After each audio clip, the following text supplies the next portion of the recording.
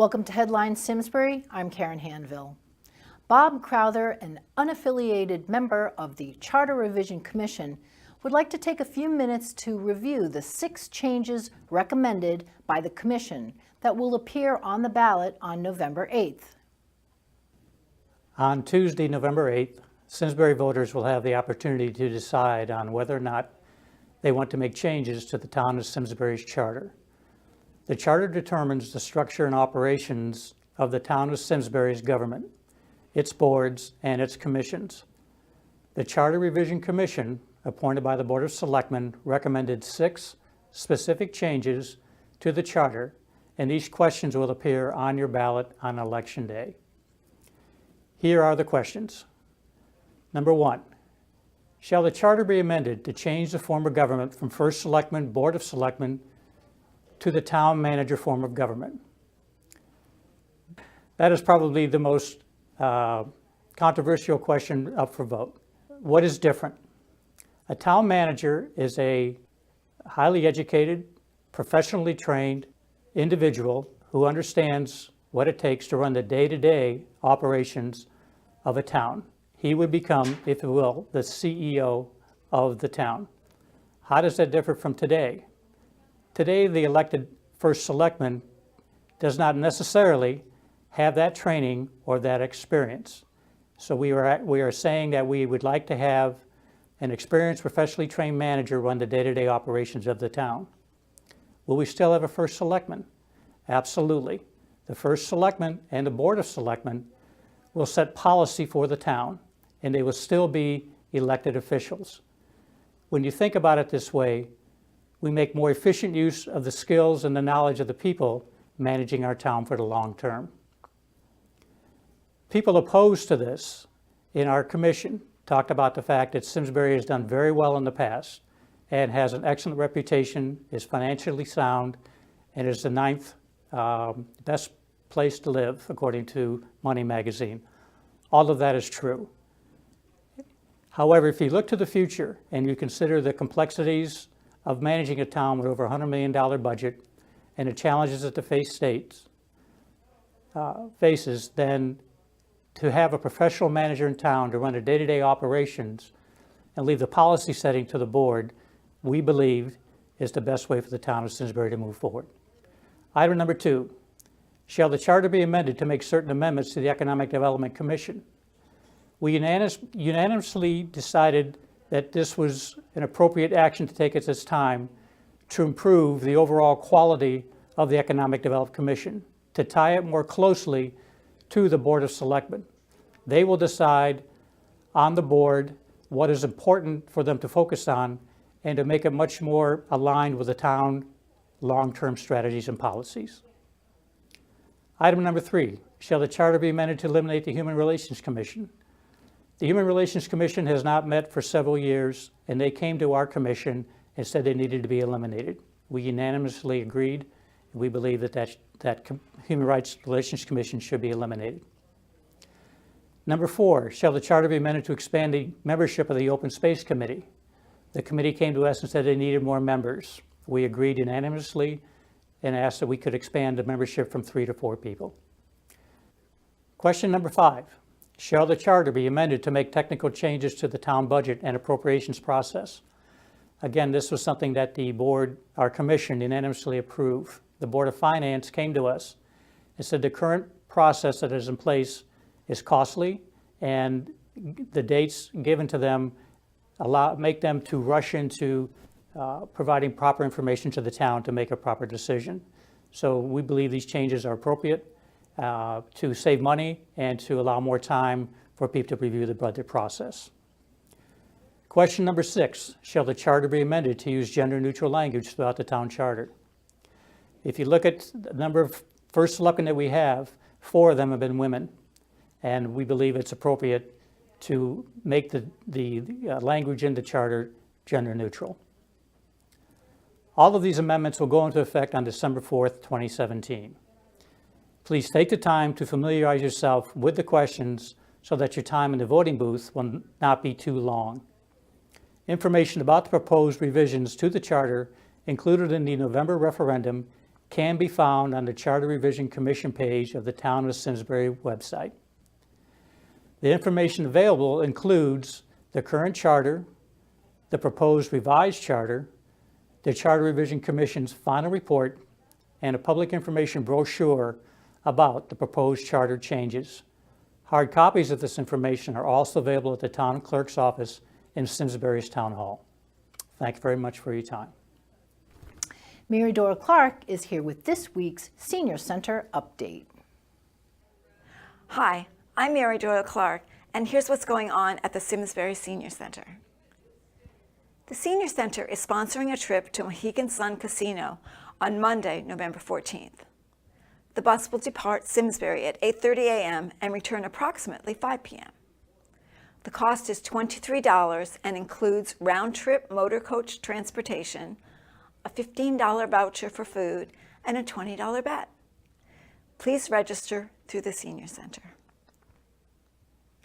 Learn to make earrings, bracelets, and necklaces at our next jewelry workshop on Monday, November 14th from 10 a.m. to 3 p.m.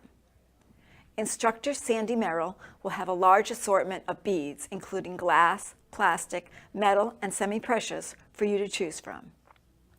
She will also provide all the tools necessary to complete your project. The cost is $5 plus the cost of materials. Sign up through the Senior Center.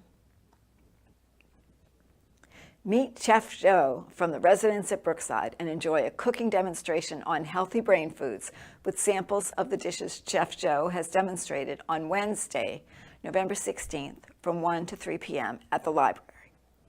Chef Joe has over 35 years of experience as an executive chef and specializes in nutrition and farm-to-table dining experience. This free program is co-sponsored by the residents at Brookside, the Simsbury Public Library, and the Simsbury Senior Center. Please sign up through the Simsbury Senior Center or the library. The Simsbury Senior Center is located at 754 Hot Meadow Street in the Eno Memorial Hall building. Our hours are Mondays, 8:30 a.m. to 7 p.m., Tuesday through Thursday, 8:30 a.m. to 4:30 p.m., and Fridays, 8:30 a.m. to 1 p.m. Call us at 860-658-3273 for additional information or go to our website. Thanks for watching. See you at the Senior Center. Joan Nagy is back with What's Happening at the Library. Hi, my name is Joan Nagy, and I'm a librarian in adult reference at the Simsbury Public Library. Well, November is racing along, but we still have plenty going on in the last half of the month. National Novel Writing Month, in which you write a 50,000-word novel in 30 days, continues with 2 write-ins, a presentation on publishing your book, and a lock-in that will take participants right up to the 11:59 p.m. November 30th deadline to submit their novel. There's lots of information at nanowrimo.org, and you can visit the library website as well at www.simsburylibrary.info for programming information. We're partnering with the Granby Public Library, so check out their website too for some additional great writing programs. If you're wondering how food affects your brain, come to a demonstration and sampling with Chef Joe of the residents at Brookside. Healthy brain foods have never tasted so good. With Thanksgiving coming, it's time to consider the power of gratitude. Expert Joanne Harrison Becker will show you how giving thanks expands your happiness, creates loving relationships, and improves your life and health. Lift your spirits even more at the Friends of the Simsbury Public Library Coffee House with this month's performers, Andy and Judy, presenting Folk with a Country Flavor. Our Faith in the 21st Century series continues with Rabbi Deborah Cantor, showing us how to use the arts as a bridge between faith communities. Best-selling author Janice Y.K. Lee will be here courtesy of the Friends, and author Marty Podskotch will take us back in time with a talk on the Connecticut civilian conservation camps. Old-timers will remember that our very own Stratton Brook Park Pavilion was built by the CCC. Finally, don't forget the Simsbury Celebrates comes to town on November 26th. The library is just one of the venues offering great family activities. We have a number of ongoing programs too: language groups in English, Spanish, and French, Kindle instruction, and one-on-one genealogy assistance. Join us the first Friday of each month for Coloring in the Cafe for adults. There'll be free coffee, courtesy of the friends, cookies, and all the supplies you will need to create a masterpiece while enjoying time with friends, old and new. If you're not familiar with our Business Resource Center, drop in anytime to see what's available to you. Whether you're a business looking to grow, an entrepreneur who's just starting up, or an individual looking for a career, the BRC has something for you. In November, there'll be a program on networking for business and career development. Learn about the networking process from consultant and facilitator Chip Januszewski. As you can see, there's something for everyone at the library, so we hope you'll take advantage of everything we have to offer. Programs are free and open to all. Some programs require registration, so check the details by calling 860-658-7663, extension 2200, or by going online at www.simsburylibrary.info. See you at the library. Mary Lou Gallagher is here with information about the 8th annual Wreaths Across America event. I am Mary Lou Gallagher, Chairperson of Service to Veterans for the Abigail Phelps chapter of the Daughters of the American Revolution here in Simsbury. We are hosting our 8th annual Wreaths Across America tribute to our veterans by the laying of holiday wreaths on the grave sites of our military friends and loved ones who have served our country and who are buried in the cemeteries of Simsbury. These wreaths are a reminder to us of the service and sacrifice given for the freedoms we all enjoy. It is being held simultaneously across the country at more than 1,000 locations, including Arlington National Cemetery. The public is encouraged to attend this event, which will be held on Saturday, December the 17th at 12 noon at the Simsbury Cemetery at Plank Hill Road. The American Legion and the VFW will participate in posting the colors, taps, and rifle squad. A chili and cookie reception will be immediately held following in the program room of the Simsbury Public Library. If you would like to donate a photo or obituary of a deceased veteran for our Simsbury Wreaths Across America scrapbook, please send a copy with your order form. If you wish to have a wreath placed, the wreath cost is $15, $5 of which will go to local veterans' causes. Because these balsam fir wreaths are shipped from Maine, the deadline to order is November 27th. Grave-specific, as well as general wreath sponsorship, can be requested. To receive an order form, contact Angela Batista of the DAR at abautista@me.com or by mailing your check payable to Abigail Phelps Chapter, NSDAR, to Post Office Box 1, Simsbury, Connecticut, 06070. If your order is grave specific, include the name of your veteran and year of death. Alternately, order forms can be found in the Wreaths Across America display case outside the Abigail Phelps Chapter Room in Eno Memorial Hall and at the Simsbury Public Library.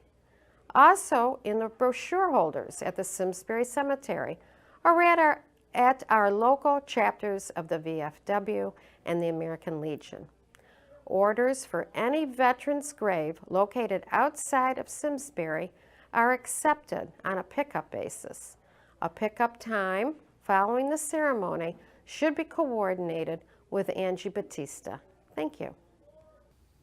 On Tuesday, November 15th at 6:30 p.m., Community for Care will offer a program called Talk Saves Lives, an introduction to suicide prevention. Tom Steen, a Simsbury resident, partners with the 16 local prevention councils in our region to promote substance abuse prevention and early intervention at the local level. Attendees will learn the risk and warning signs of suicide and how together we can help prevent it. This free program is appropriate for middle school age and older and will take place at the Simsbury Public Library in the large program room. If you have further questions, call the Simsbury Social Services Department at 658-3283. Rita Bond and Kathy Del Santo are here to tell you about the Artists' Fall Pop-Up Gallery. Hi, I am Rita Bond, an acrylic and oil painter of mostly regional scenes, and the former president and founder of Simsbury Open Studios. We are a group of Simsbury artists, including painters, potters, a glass bead worker, a clothing designer, and a jewelry designer.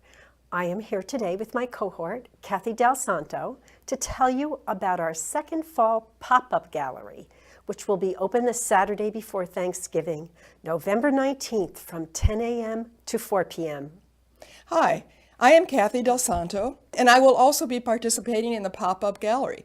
I am an abstract expressionist painter, and I have teamed up with a .com company to create beautiful apparel and home decor items based on my work. With time short before the holidays, we decided to make shopping for a unique gift for yourself or others more convenient. Rather than opening up individual studios that would consume much of the day, we will be showing in one location, the Simsbury Free Library at 749 Hop Meadow Street at the corner of Library Lane. You will still have the opportunity to meet many of the participating artists who have created the wide array of items and buy directly from them. We will still be able to share with you our love of creating art for others and explain our processes and our art.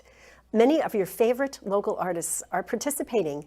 Grace Epstein and Vicente Garcia will have a selection of their pots, and painters Jackie Jakubowski, Deborah Leonard, Claudia Ludovici, Lori Rasico, and myself will be bringing paintings and related small items.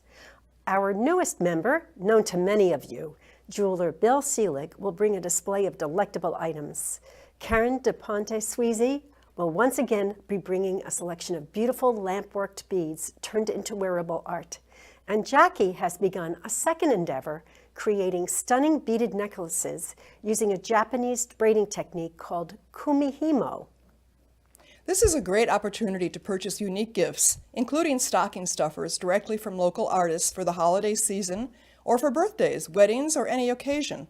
Many artists have prepared items and work that will fit most budgets. Here's a chance to stop by and see what's new, meet the artists, and have great discussions. We will be there to answer questions and explain how every piece from every studio has a story. All you have to do is ask. We'd love to share our enthusiasm and expertise with you. So please mark Saturday, November 19th on your calendars to visit us. Our location will be the same as last year's at the Simsbury Free Library, the historic yellow building on the corner of Library Lane and Hop Meadow Street. Many of you know it as a genealogical resource library and the building that houses the Chamber of Commerce. It is just 1 block north of the public library, and we will be open from 10 a.m. to 4 p.m. Please keep in mind that we will only be there for one day. We look forward to meeting you and seeing many of our friends and neighbors. The McLean Auxiliary begins the holidays with a wreath and gift auction at the McLean Health Center, 75 Great Pond Road. Nearly 40 unique handmade wreaths and a wide variety of over 30 gift items will be displayed for a silent auction in the McLean Health Center living room from Monday, November 7th through Sunday, November 13th, with proceeds supporting the residents and employees. This will be followed by a gala wine and cheese reception and live auction on Sunday afternoon, November 13th, from 2 to 4:30 p.m. All are welcome and admission is free. The items for the auction have been donated by individuals, businesses, and groups throughout the Farmington Valley, as well as by each of the residential units at McLean. Julie Sorios is here inviting you to participate in the Gingerbread House competition as part of Simsbury Celebrates activities. It's back. Due to popular demand, the Gingerbread competition and exhibit is back and better than ever. Hi, my name is Julie Sorios, and as co-chair of the Simsbury Celebrates Gingerbread House Committee, I invite you to participate in one of Simsbury Celebrate's annual showcase presentations, the Gingerbread House Competition and Exhibit. This exhibit continues to be one of the most well-received and praiseworthy attractions at Simsbury Celebrates, with an attendance upwards of 10,000 people. And this year, we're offering all first place winners a Visa gift card. The contest has 4 categories: youth, 15 and under, adult, 16 and older, families and teams, and a new masters category, specifically for professionals and those creative enough who would like to compete with the pros.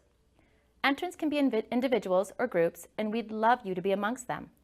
All entries will be taken on a first-come, first-served basis, and entry forms should be postmarked by November 11th, 2016. Rules, procedures, and entry forms are available at www.simsburycelebrates.com. And this year, we are allowing battery-operated lighting to make our exhibit even more magical. Come on, join the fun and help make this year's event a true celebration of community. And who knows, maybe you will walk away a winner. For more information on the Gingerbread House exhibit, sponsorships, or volunteering for Simsbury Celebrates, our town-wide community celebration on Saturday, November 26th, contact us at simcelebrates@gmail.com or call 860-658-3836. Katie Boyle is next to tell you about how to enter the raffle for your child to win a ride in the fire truck parade at Simsbury Celebrates. Hello, my name is Katie Boyle, and I'm here to tell you that the Simsbury Celebrates Planning Committee and the Simsbury Junior Women's Club are pleased to announce their fundraiser, Win a Ride in the Simsbury Celebrates Fire Truck Parade. This fundraiser is possible due to the generosity of the Simsbury Volunteer Fire Department. The fundraiser is open to children between the ages of 5 through 13 years old. There will be 2 prizes, so 2 winners. The first winner will be the Junior Parade Marshal, who will lead the multi-town decorated fire truck parade on November 26th. This winner, along with 2 guests, one guest being 18 years or older, will be escorted down Hot Meadow Street in a vintage convertible provided by First Class House Cleaning of West Simsbury. The second winner will sit with a fireman in the front seat of a decorated Simsbury Volunteer Fire Department fire truck during the parade. It's a child's true dream ride of a lifetime. Contestants may enter as often as they like. 1 name per entry form, and each entry costs only $3. For entry forms and more information, please visit simsburycelebrates.com. Get entries postmarked by November 11th and mail them to Simsbury Celebrates, P.O. Box 495, Simsbury, Connecticut 06070. The Simsbury Celebrates Planning Committee and the Simsbury Junior Women's Club invite all residents to become part of the fun and help make Simsbury Celebrates a true celebration of community. Remember, the event is held November 26th, always the Saturday after Thanksgiving.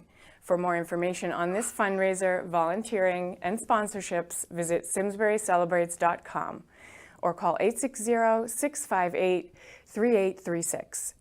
We are excited to see all your entry forms come in. Rick Anderson is here with information about the Theater Guild's upcoming performance of Beauty and the Beast. Hello, I'm Rick Anderson for Theater Guild of Simsbury. TGS will present A Tale as Old as Time to enchant the Farmington Valley this November with a unique interpretation of Disney's Beauty and the Beast on the 25th anniversary of the animated film. TGS has assembled a talented cast of about 40 adults and children to bring this classic, enchanting fairy tale for young and old to life, staging it as a bedtime story-inspired dream. While TGS's vision is to be true to the fantasy story, it extends the story to make the audience relate to the characters as real people and not just cartoon caricatures. TGS jumped on the opportunity to be one of the first adult community theaters in Connecticut to perform the musical once the rights became available again at the close of the Broadway tour in July. The group has been waiting to do this show since 2010. This play is a powerful story of love and transformation with lots of wonderful music, pathos, and humor, It's all sprinkled in. There's a little something for every audience member to enjoy. A 20-piece orchestra plays Alan Menken's award-winning score, which varies from boisterous, full ensemble production numbers to sensitive and introspective solos and duets sung by Belle and the Beast. Going beyond a fairy tale about love and good versus evil, Beauty and the Beast teaches how appearances can be deceiving, for beauty is found within. A bedtime storyline sets the stage as an enchantress turns an unfeeling prince into a beast who was given a remote chance of reversing the spell before a certain rose loses its last petal, if he can find true love. 10 years later, the seemingly cruel beast takes sweet but bookish Belle as prisoner in place of her imprisoned and beloved inventor father, Maurice. But Belle may be, in fact, the beast's last chance at true love before the precarious last rose petal falls. The beast is not just a beast, but is a caged human waiting to break out. It is a challenging acting role that can't depend as much upon facial expressions and similar physical subtleties, but must convey a wide range of emotions: scorn, regret, anger, tenderness, sorrow, love behind the mask of the beast. Belle and the Beast must both journey into discovering that love. All this transpires in the Beast's castle, where others have been made captive and transformed into enchanted objects, brought to life, but still trapped within the punishment of the Beast's spell. Outside the castle, macho, narcissistic hunter Gaston had his sights set on wooing and marrying Belle, much to her distaste. When rejected and publicly humiliated, he orchestrates a dastardly scheme to put Belle's father in the loony bin with the help of his goofy sidekick, Le Fou, and the head of the asylum. When the villainous Gaston then discovers the Beast is a threat to his future with Belle, he rallies a mob to kill the Beast. Can the Beast and Belle survive all the odds and find true love? You can find out when you see the TGS magic of Beauty and the Beast at Simsbury High School on November 12th and 19th at 7:30 p.m. and November 13th, 19th, and 20th at 2 p.m. Tickets are $19 for students or seniors and $22 for adults when purchased in advance online, or $21 and $24 at the door, but $18 and $21 when purchased at the Simsbury Senior Center or Fitzgerald's Foods in Simsbury. See you at the show. Thank you for joining us. I'm Karen Handville. We are SCTV, your town, your schools, your government.